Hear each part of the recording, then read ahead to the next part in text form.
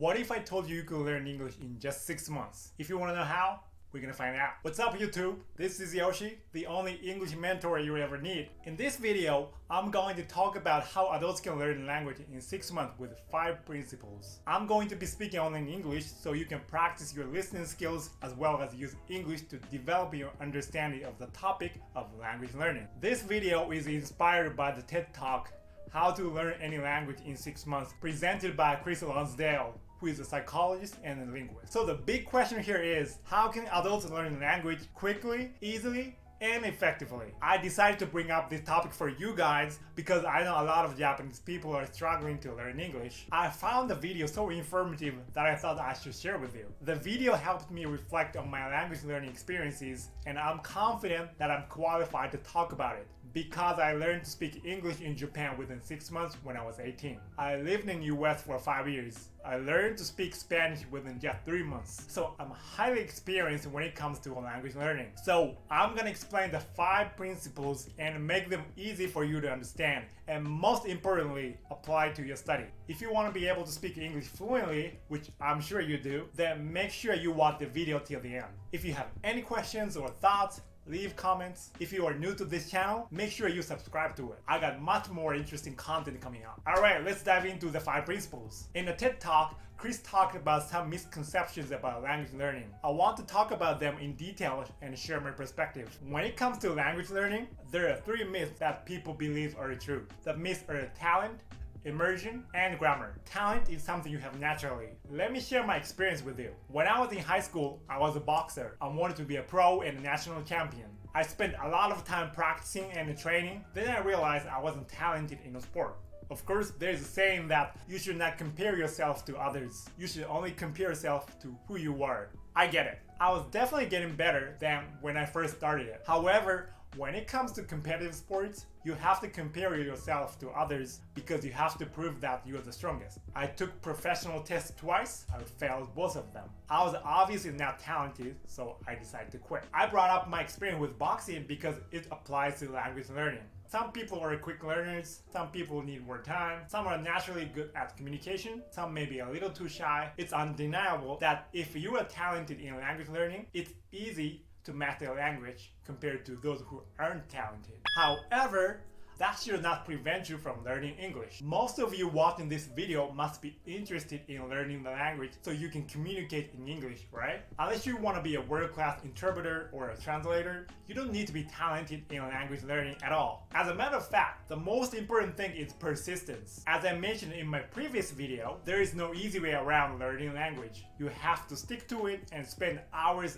studying until you get it. If being able to communicate in English is something you genuinely want, it's got to be hard. If it was easy, everyone would have it. Why doesn't everyone have it? Because it ain't easy. Some people say, oh, I'm not good at English. I'll never be able to speak English. I'm too old for that. Then they just give up. To me, those are just excuses they're making to convince themselves that they don't have to make an extra effort. If it's something you truly want, you're gonna find a way to make it happen instead of sitting there and making excuses. If you watch this video, you know where I come from. I was academically challenged and didn't know how to study anything. I had a hard time studying English, but I was stubborn. I stuck to it and tried over and over and over until I finally had it. I know I might sound a little harsh, but someone has to put this straight so that you can get what you want whether or not you're talented. I'd rather be hated for who I am than loved for who I'm not. The next one is immersion. A lot of people believe that if you live in an English-speaking country, then you will surely be fluent in the language.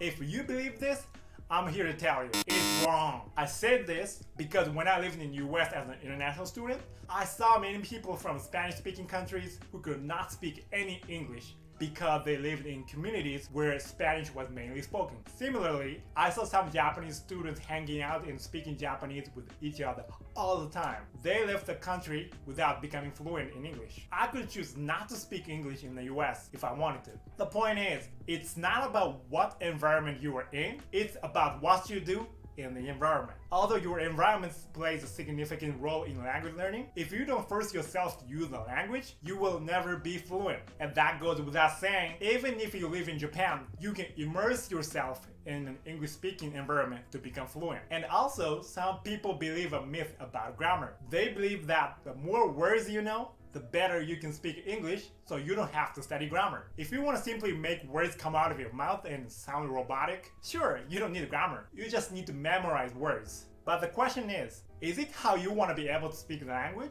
I don't think so, because I know a lot of you guys aspire to be fluent like I am, speaking with long sentences, using intonation and rhythm like native speakers. If you want to speak English like I do, make sure you study the grammar. These 3 myths and misconceptions are the intro of this video. Let's take a look at the 5 principles, and I'm going to share my personal experience as well. Principle number 1, focus on language content that is relevant to you. The big picture here is, if you want to learn something, it has to be important enough for you so you can give a shit about it. That sounds like an obvious statement, but not many people understand what that really means. Let me give you an extreme example. If you were in a forest with me, I say to you, you have to memorize 100 phrases within today, or you'll be eaten by an alligator. In other words, if you are in a dead or alive situation, memorizing 100 phrases becomes easy because they matter to your life. A more practical example is, let's say you want to get a new job and increase your income. If I start talking about do's and don'ts about finding a new job, you have no choice but to listen to my story. I can get your attention easily because increasing your income is something you give a shit about. It surely matters to you. You're gonna try hard to understand everything I say. You're gonna ask me questions to better understand my points. You're gonna take notes and review what I said, because you don't want to miss an opportunity to increase your income. You don't want to screw up. If you apply this principle to English learning, pick content that you are genuinely interested in or you truly care about. For example, if you are interested in basketball, watching basketball related content in English is enjoyable because it's relevant to you. You can have fun watching NBA games, players' interviews, and documentaries in English. If you come across some words or phrases that you don't understand or see for the first time, you're gonna look them up on the internet to understand the meaning. As enjoyable as it is also an effective way of learning. Choose content that you find relevant to you, and learning English will be much easier. Principle number 2 is, use your new language as a tool to communicate from day one. We grew up with the sense that we have to study something first and get good enough before we actually use it, because of our education system where students' performance is only evaluated by scores and grades. So if you make mistakes, you lose scores. And that is the kind of mindset that many Japanese people, including myself, grew up with. When adults study English, that affects them negatively. They're studying, but are not confident about their English skills. They buy a textbook and another textbook expecting that they will improve their English skills to the point where they feel confident. And many of you watching this video should relate to this. Oh, I can't speak English, my speaking sucks, I don't want to embarrass myself. I'll practice speaking when I feel comfortable. Then you only end up reading textbooks or watching YouTube videos to gain your knowledge. Let me ask you a question. When are you going to be ready to use your English skills, especially your speaking skills? A year from now? 2 years from now? That to me is a lot of waiting and a potentially huge waste of time. If you're trying to learn something and it's not easy to master, you are never going to be ready. Even though you are not ready, you gotta go anyway. I don't care if you're a beginner and studying entry-level English or intermediate and studying business-related English. If you study something, use it as soon as possible. If you learn new words, use them in real conversations. If you learn new grammar, write down sentences using the grammar. Otherwise, you'll end up forgetting what you learned. Take baseball, for example. I know how to hit a home run in my imagination. I just need to engage my entire body to generate the most power and hit the ball really hard. Hitting a home run sounds that simple in terms of knowledge. But if you ask me if I can hit a home run, the answer is no. I don't have the power and techniques to do that because I didn't practice enough. And you know what I'm trying to lead this to, right? Speaking a foreign language is the same. Knowledge doesn't mean shit if you don't use it. Don't spend so much time collecting information and searching that perfect textbook. There's no such thing as perfection, but now is the perfect moment to take action. You get it? Start using the information no matter what level you are. And that's the only way to learn the language. I don't think I can stress this more. The important message here is this. Use it or lose it. And this will make more sense as you follow the principle. Remember that. Principle number 3. When you understand the message, you will unconsciously acquire the language. To understand the principle with clarity, let me give you an example using some Spanish words. Do you know how to say thank you in Spanish? If you don't know, it's gracias. Easy to pronounce, right? So if you tell me gracias, I say de nada. Que no entiendes lo que significa de nada, puedes adivinar el significado, porque es una respuesta a tu agradecimiento. I just spoke Spanish because I want to show you that I really speak it. Anyway, even if you don't understand what de nada means, you can tell that it's not a negative response. Then, you can get that it is something positive that people use after someone says thank you to them. If you look up the meaning, you know it means you are welcome. This is why and how I was able to learn to speak Spanish in 3 months. I took a Spanish class in college when I was 19. By the time I studied Spanish, I already learned English. So I had experiences communicating in a foreign language, and that helped me understand the message of Spanish phrases even before knowing the meanings. You don't have to know what part of speech it is. You don't have to know if it's a verb or an adjective. You just have to understand what the message is. Then you will be able to unconsciously acquire the language. Principle number 4, language learning is physical training. When you speak a foreign language, you activate your facial muscles that you don't normally use when speaking your first language. As Chris says in a TED Talk, you got 43 muscles in your face. If you speak English, you use more muscles than when speaking Japanese. For example, if you pronounce this word, you don't say apple, you say apple. Some people say to produce the S sound, you need to lower your tongue and open your mouth wide as if you were pronouncing the A and S sounds simultaneously. And this instruction is correct and certainly helps you pronounce the S sound. However, you will have a hard time pronouncing the sound when first practicing. There is no exceptions about it. If you speak Japanese as your first language, then it is completely natural that you have a hard time pronouncing the sound because it doesn't exist in our language. So we don't have the muscles to produce the sounds like native English speakers do. We need to start activating and stimulating those muscles to produce it, which is the same idea as muscle training that you do in the gym. When I first practicing the S sound, my facial muscles were sore because I'd never used them in my life. It was a completely new stimulation to my face. However, the interesting thing is, like any other weight training or sports practice, the human body gets used to new stimulation with time. You keep training your muscles to the point where you can unconsciously engage in them to produce the S sound. Now I can produce the S sound just like I walk. I don't have to think anything because I practice a lot. I can say I can say I can say because I practice. Again, knowing something and doing it are two different things. You gotta understand that. No matter how knowledgeable you are in pronunciation, if you don't practice it and don't have the muscles necessary, you won't sound fluent. Language learning is more like training than study. If you are not able to do it on your first try, don't be discouraged. If you are not able to do it on your 10th try, don't be discouraged.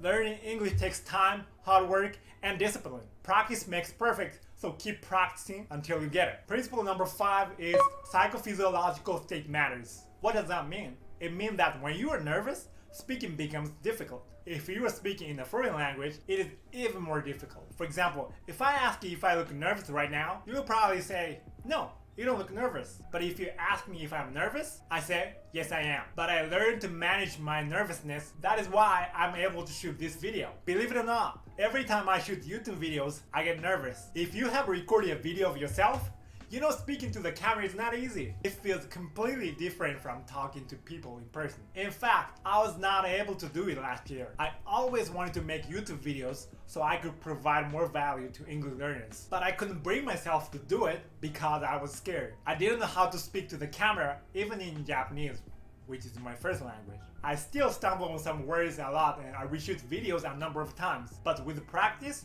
I am able to shoot videos now. When I feel nervous, words won't come out of my mouth easily, compared to when I talk with my friends or family. Speaking English requires a lot of attention, energy, and focus. So when you feel safe and relaxed, knowing you won't be criticized, speaking English becomes much easier. That means if you ever stumble with words and don't know what to say, don't be discouraged. The chance is that your psychophysiological state is affecting your performance. I want you to know that it is completely natural. You are not the only one going through this. And what should you do about it? 3 things. Practice, practice, and practice. It's one thing actually, but you get the big picture, right? Don't wish English was easier. Make yourself better so English feels easier for you. That's the key.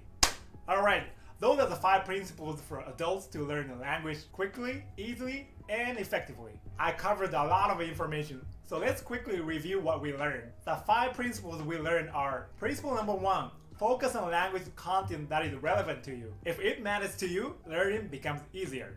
Principle number 2, use your new language as a tool to communicate from day one. No matter what level you are, if you study something, use it as soon as possible. You either use it or lose it. Keep that in mind. Principle number 3, when you understand the message, you will unconsciously acquire the language. You need to understand what message people are trying to communicate to you. With that mindset, you understand more English than you think you do. Principle number 4, language learning is physical training. We got 43 muscles in our face. To speak English, you need to train your facial muscles. So practice, practice, and practice. That's what you gotta do. Principle number 5, psychophysiological state matters. If you feel nervous speaking English, don't worry about it. It is completely natural. And any English learners go through that. Work on yourself and improve your skills so English feels easier for you. That was the summary of the video. There is one more thing I want to address for those of you who are watching this far. Those 5 principles will definitely help you master English. However, if you lack one thing, the principles will go down the toilet.